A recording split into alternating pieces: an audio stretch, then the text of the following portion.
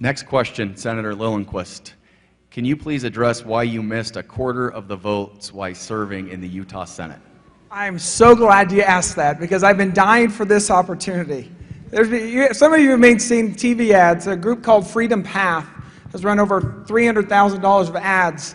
Let me just first apologize. I'm so much better looking in my mind than I end up on TV. And let me just say this. I missed a lot of votes last year, and by the way, I missed a lot of votes in 2010 as well. But they're making it sound like I was out golfing or something, or skiing. I was there at the legislature every day. You see, I was working on the two biggest reforms we've done in 50 years. Both of them took a year to craft and bring to the legislature on pension reform and Medicaid reform. Now, pension reform, it does you no good to pass a bill out of the Senate and have it fail in the House. Those bills were contested hotly. $1 million easily in lobbying talent lined up against it. And I, with the full support of the Senate President, the Governor, the Speaker of the House, I was in the House of Representatives, one by one, working those bills through, and we got them done. The first state in the country to do it. And I would do it again.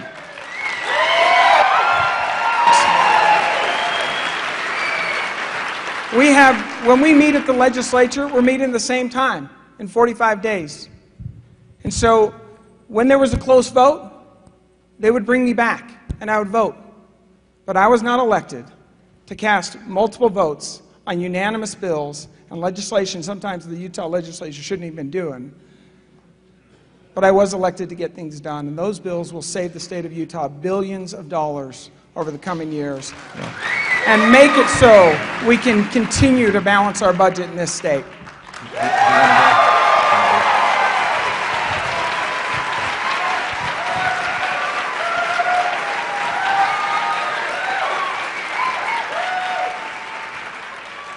Well, on pension reform, we still owe billions of dollars. And all I can say is this: I can walk and chew gum at the same time. You can't get any more important principles and more important votes than we do back there. I have a 97% voting record over 36 years. And that's a high voting record.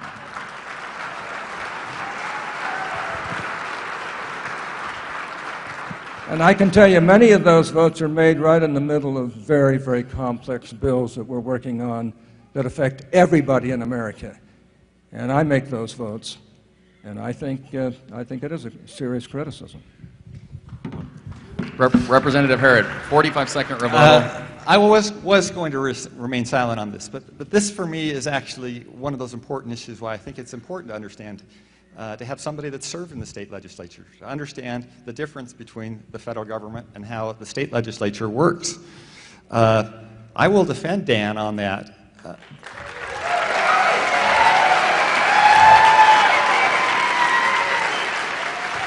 Because here's the reason. Because in a matter of minutes, you can miss 3 votes. Back in Washington D.C., they'll have it open for 20 to 30 minutes.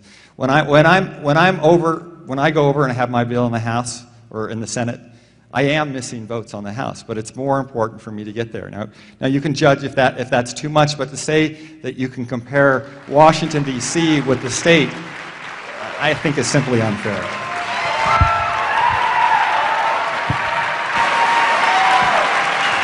So we'll go to Senator Liljenquist.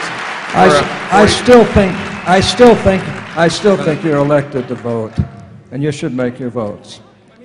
Yeah, Senator Liljenquist. You know, folks, I received 3 National Legislator of the Year awards for that work out of 7,500 legislators nationally. 2 Taxpayer Advocate of the Year awards back to back because we made the right call. I would do it again. Now, let me just say this. We have a lot of people saying you're just there to vote. You are not just there to vote. You are there to lead. And that's what I did. Now, I will say this also. Senator, I did not make this an issue. But how many votes have you missed this week? How many votes have you missed this year? Well, absolutely none this week. No question about it, but I have. By my count, let's not interrupt the rebuttal. By my count, it's somewhere around 30% of the votes this year. Now, I want to check that. No, I haven't. But I look at this and say, wait a second. I was there, I was elected to lead, and that's what I've done. Okay.